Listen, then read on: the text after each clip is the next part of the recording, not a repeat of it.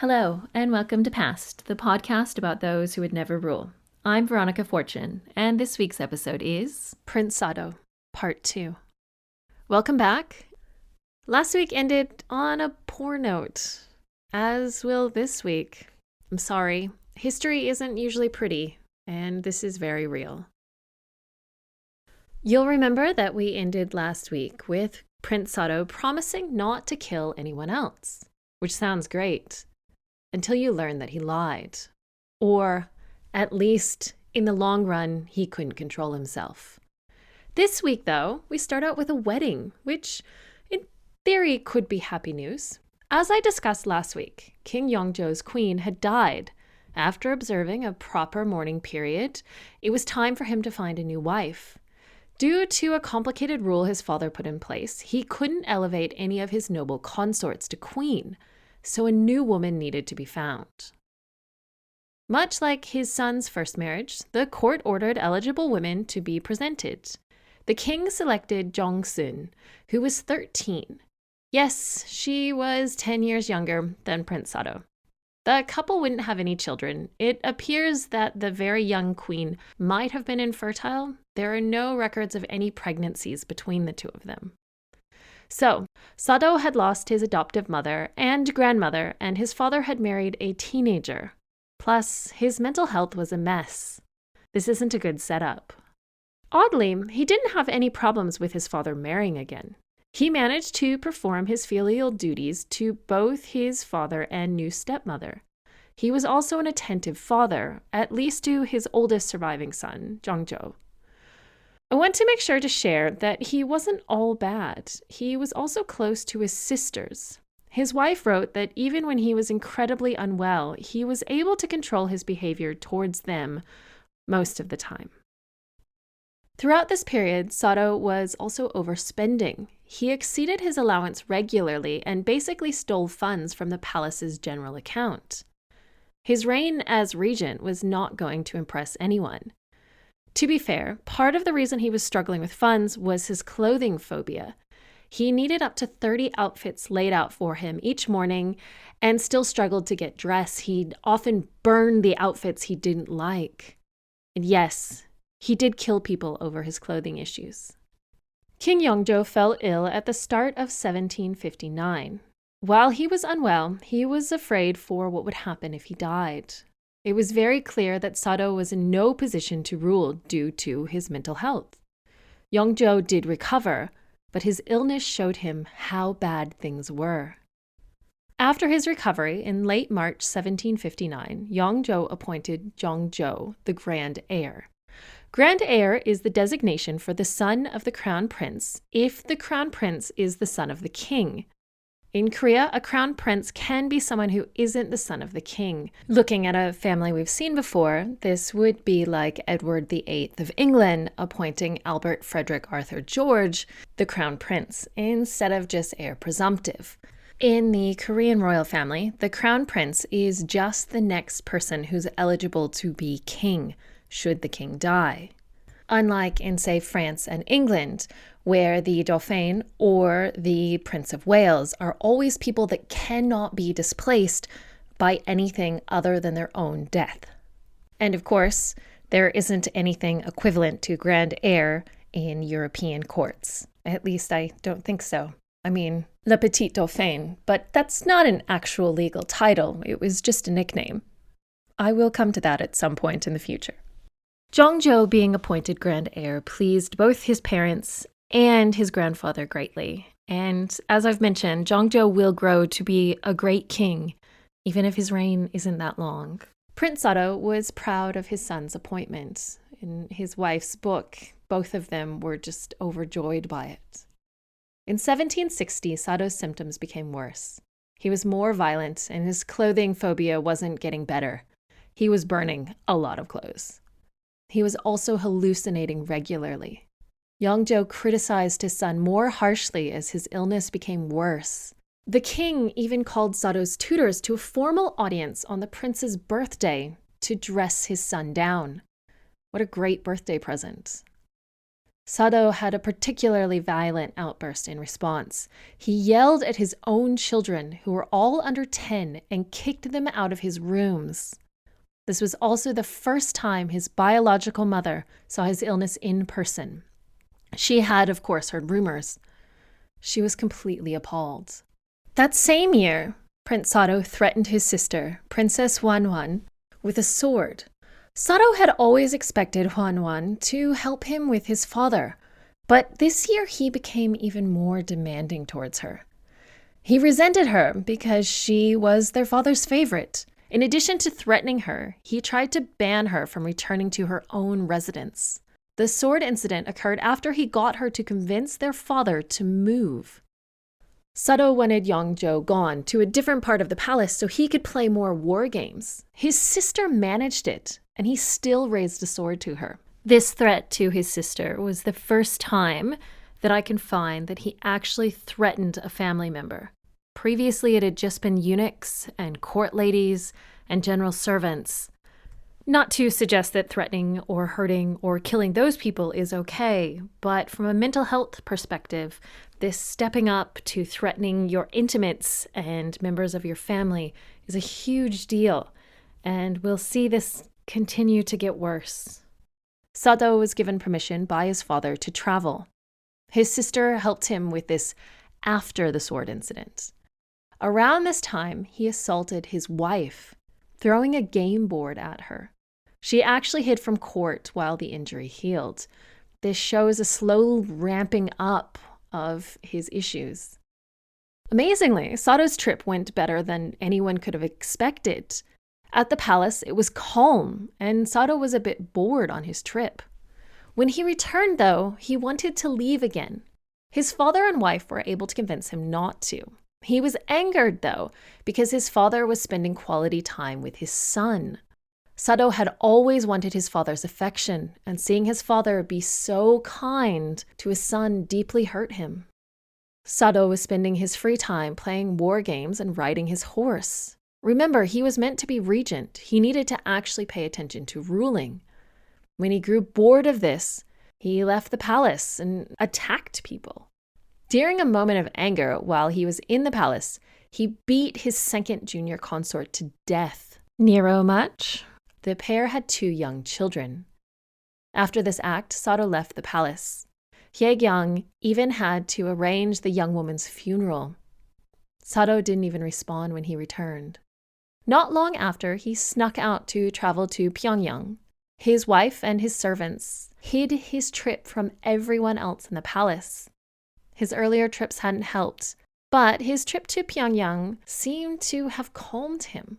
He was able to visit his father a month later without incident. Sadly, it wouldn't last.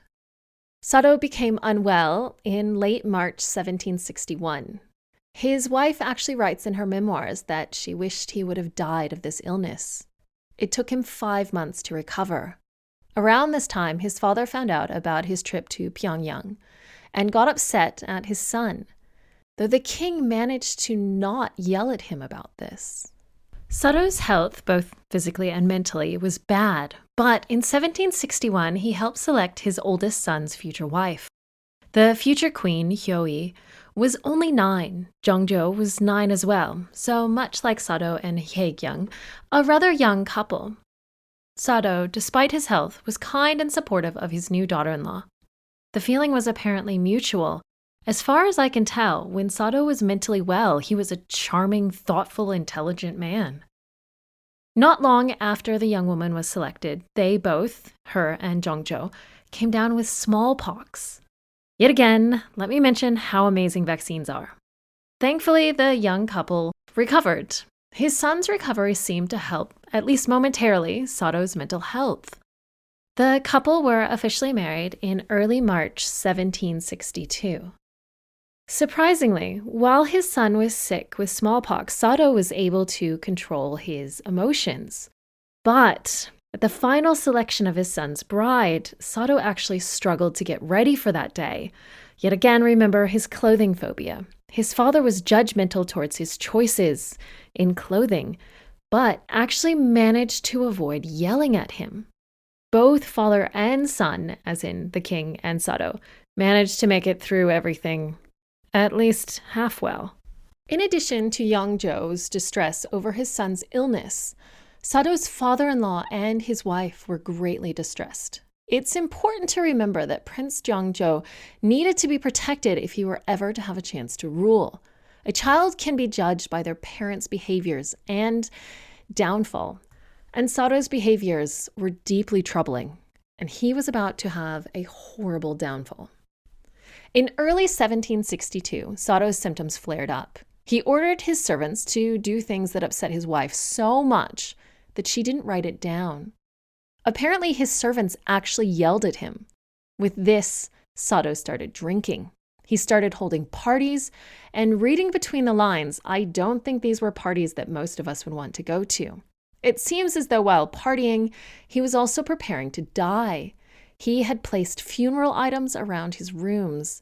People who were at his parties often slept on the floor after the parties were over. It was in general a bad look. He invited fortune tellers to his room, and when they told him things he didn't like, he killed them. He was also still killing his servants, and he was even killing his doctors. Now, throughout Lady Hyeyoung's memoirs, she talks about conspiracies to bring down Sado, and she says these conspiracies were not true. So it's important to remember that in this next part. While these conspiracies likely weren't true, there were a few people outside of the royal family who were involved in Sado's downfall. The incident is a bit complicated. One of the king's ministers, Shin Man, returned to the palace. He had been away for a while. Shin Man and the king, well, they gossiped about Sado. This led to Sado's mental health declining further. Remember, people are talking about him behind his back. With his anger turned up, a palace official, Na Kyung-an, encouraged by his brother, Na Sung-an, you can hear those generational names there, sent a list of charges that Sado was guilty of to his father. Sado then brought Na Kyung-an into the courtyard of his area of the palace to interrogate him. Na Kyung-an was executed by the king, and Sado also interrogated his brother, Na Sung-an. Sado then threatened to kill Shin Man's son, who was actually his own brother-in-law. It's a very complicated bit of history. Sado expected to be punished for the things that the Na brothers had brought up, but he was still able to do things around the palace.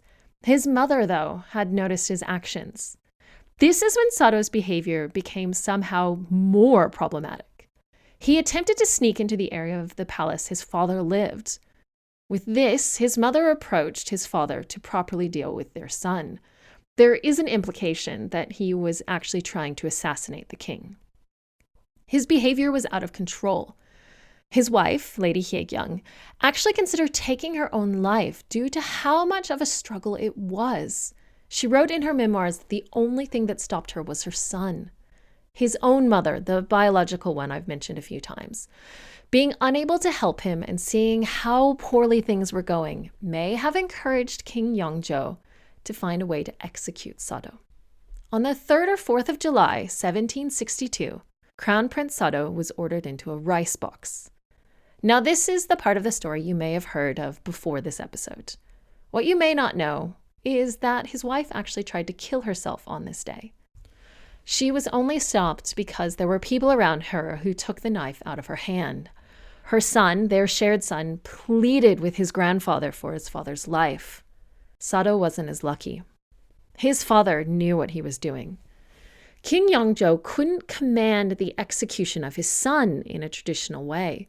Had he done that, he would have been required to order the execution of his daughter-in-law, grandson, the grand heir Jongjo, and his granddaughters, or he would have been forced to exile them.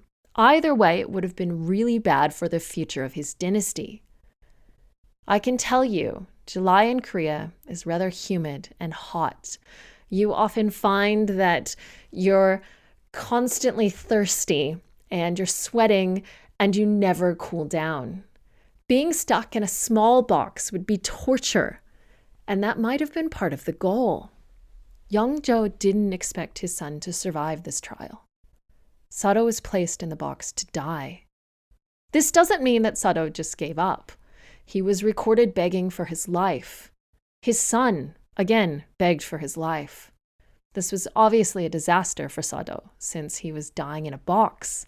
But it was also rather bad for his wife, his consorts, and his sons, especially his eldest son, Jongjo. While King Yongjo didn't execute his son legally, he did have to strip him of his royal titles. This meant that his wife and children and consorts were stripped of their titles and were forced to leave the palace grounds. Lady Haegyang and her children returned to her father's house. 8 days later, on the 12th of July, 1762, Crown Prince Sado died. That same day, he was re-elevated to Crown Prince, and his family returned to the palace, since they were royalty again. Being the son of a person who was seen as, and probably was insane, would shadow Jongjo's reign. There was one thing his grandfather could do to help his grandson, and now heir. Jongjo was adopted by his uncle. Wait, you say? Sado was King Yongjo's only surviving son. True, you are right. Yongjo's only other son, his first son, Yi Heng, had died in December of 1728, almost 34 years earlier. So, the very deceased Yi Heng posthumously adopted his nephew, Jongjo. This is like the Roman practice of adoption on steroids. By removing Sado as Jongjo's legal father, the king was hoping to protect his heir. Of course, there is a bit more to this story, and patrons will hear all about it. Remember, this also separates Jongjo legally from his mother. While it sounds like King Yongjo was a horrible father, okay, honestly, he probably was. He did grieve greatly for his son. He was heartbroken with what he had to do. He took his grandson and moved him to the main palace after asking his daughter-in-law for permission. Do remember, at this point, Jongjo wasn't a baby. He was almost 10. But it still deeply upset mother and son. Yongjo, upon posthumously restoring his son, gave him the title Sado, the name we've used throughout this episode. It means thinking of with great sorrow. Sado's story, of course, doesn't completely end with his death. In 1776, Jongjo requested his grandfather, King Yongjo, erase the official records of Sado's death and the circumstances surrounding it. The king agreed. Due to the time and the records being erased, newer members of the court and various members of factions began spreading rumors that Sado hadn't been insane and that his father had been tricked. These rumors were likely started to destabilize the transition from Yongjo to Jongjo. Jongjo became king on the 23rd of April, 1776, when his grandfather died, but he had been crowned on the 10th of March that year. When Jongjo became king, he was aware of the actual reason for his father's execution. He had been in the palace at the time. He wasn't an idiot. Despite this, he declared once he was king that Sado was his father, and he also changed Sado's posthumous name. Jongjo's reign did start out a bit messy. Once he became king, he had one of his step-grandmothers, Sugui, also known as Lady Moon, executed. In his defense, she had tried to get him removed from the succession. Sado had other children, 6 others who survived him. I can't find details about all of them, of course. Who writes about daughters anyways, right? His oldest daughter, Princess Chongyang, lived well into her 60s and had 3 surviving children. Sadly, she had 6 children die in infancy. His second daughter lived into her 40s, but I can't find much else about her. Sado's next son, Yi Ing, was exiled to Gwangwon Island by Yongjo. He did marry, though, and had multiple children. He was executed due to his conversion to Catholicism, or at least that was the story. Prince Ijin was exiled to Jeju, which is an amazing place to live when you choose to live there, but I don't think it would be a nice place to be exiled to. He was also exiled by his grandfather. Ijin died young at only 17. Sado's youngest daughter was the longest lived of all of his children at 77. His youngest son, Prince Ichan, was executed at 26 for treason. And patrons, you will hear more about a lot of these people in Lady Haegyang's episode. Oddly, the final chapter of Sado's life happened in 1899, 137 years after his death. Prince Sado and Lady Haegyang were posthumously elevated to emperor as Emperor Yangzhou and Empress Hyanyang. So, my analysis of this. I do get the feeling from reading Lady Haegyang's memoirs that King Yangzhou may have been a super bad father, but she was trying to avoid saying so throughout. She wanted to be a filial daughter-in-law, and that was her job in life, to have children and to support her and her husband's family. But he really sounds like a mean dad. He was rather rough on his son, and he might have been a great king, but he really was a rubbish father. Yangzhou even suggested that his son was responsible for droughts, storms, and just in general for things going wrong. None of this is to suggest that he is culpable for the things that his son did. Parents can contribute to mental health issues, but Sado's were likely something clinical, possibly genetic, or possibly disease-driven. There's a lot of new research into that, which obviously we can't diagnose people who are long dead. Lady Haegyang does blame the king for Sado's issues, even though she tries not to. In her own writing, she states that Sado had been showing symptoms since he was 9. So while his dad was a pretty bad dad, Sado's illness was likely something he was born with. I guess the important question is, well, would Sado have been a better king than the king who ruled instead of him? I think we all know the answer. No, he wouldn't have. His mental health was not well, and he would have been a cruel and despotic king. This was darker than anything, say, Henry VI of England did, or even Charles VI of France. Sado's son actually becomes known as Zhongzhou the Great. So comparing father to son is almost unfair.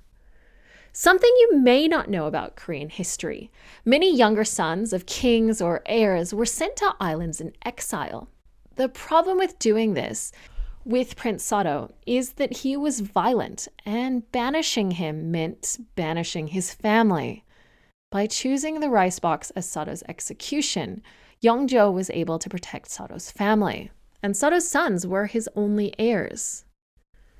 Quick shout out, as always, to Phil. In addition to editing my scripts and listening to all episodes after I've edited them, he also leaves me funny little notes in the margins. For these episodes, his notes were bad dad throughout, and I can't disagree with him. After these last few really tough episodes, I'm looking forward to doing some episodes about people who just happened to die before a distant cousin. Patrons, your special episode will be out on Sunday. And to everyone else, I'll see you next week, where you'll learn a bit about the cadet branches of the Valois family tree before going all the way back to the Capetians to figure out who should rule next. It's a bit messy. I'd also like to welcome my newest patron, Courtney. Patrons get special rewards for joining. You can check us out at patreon.com/pastpod. Give it a look and join the discussion. I will see you all very soon. Thank you for listening to Past. I can be found on Twitter, Instagram, and Facebook at PastPod. That's PASSEDPOD. Please feel free to email me at pastpod@gmail.com. I have a Patreon that can be found at patreon.com/pastpod.